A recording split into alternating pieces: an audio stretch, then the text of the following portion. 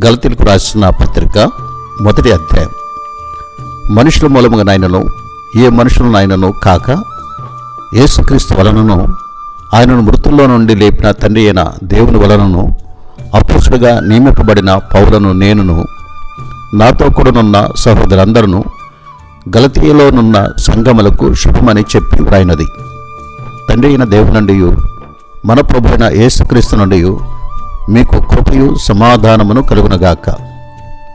మన తండ్రి అయిన దేవుని చిత్త ప్రకారము క్రీస్తు మనలను ప్రస్తుతపు దుష్టకాలములో నుండి విమోచింపవలనని మన పాపల నిమిత్తము తన్ను తాను అప్పగించుకొనెను. దేవునికి యుగయుగములకు మహిమ కలుగునగాక. ఆమేన్. క్రీస్తు కృపను బట్టి మిమ్మల్ని పిలిచిన వారిని విడిచి భిన్నమైన స్వార్థ తట్టుకు మీరింత త్వరగా తిరిగిపోవటం చూడగా నాకు ఆశ్చర్యమగుచున్నది. అది మరొక స్వార్థ కాదు, కానీ క్రీస్తు స్వార్థను చెరపగోరి మిమ్మల్ని కలవరపరచువారు కొందరున్నారు. మేము మీకు ప్రకటించిన స్వార్థ కాక మరొక స్వార్థను మేమైనను పరలోకం నుండి వచ్చిన ఒక దూత అయినను మీకు ప్రకటించిన ఎడల అతడు శాపగ్రస్తుడవునుగాక. మేము ఇదివరకు చెప్పిన ప్రకారం ఇప్పుడును మరలా చెప్పుచున్నాము.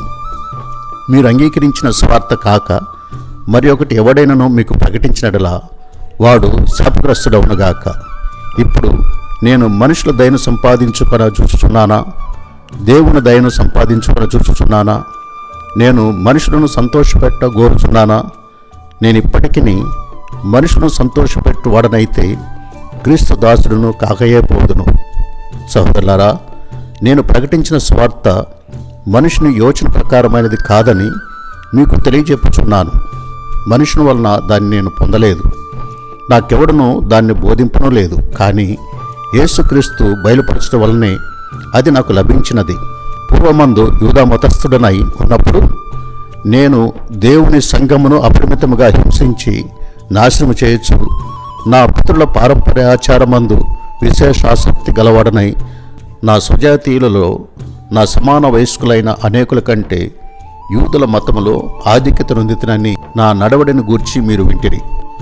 అయినను తల్లి గర్భమునందు పడినది మొదలుకొని నన్ను ప్రత్యేకపరిచి తన కృపచేత నన్ను పిలిచిన దేవుడు నేను అన్యజనులలో తన కుమారుడు ప్రకటింపవలనని ఆయనను నాయందు బయలుపరపను అనుగ్రహించినప్పుడు మనుష్య మాత్రులతో నేను సంప్రదింపలేదు. నాకంటే ముందుగా అపోస్తలులైన వారి వద్దకు యెరూషలేముకైనను నేను వెళ్ళను లేదు.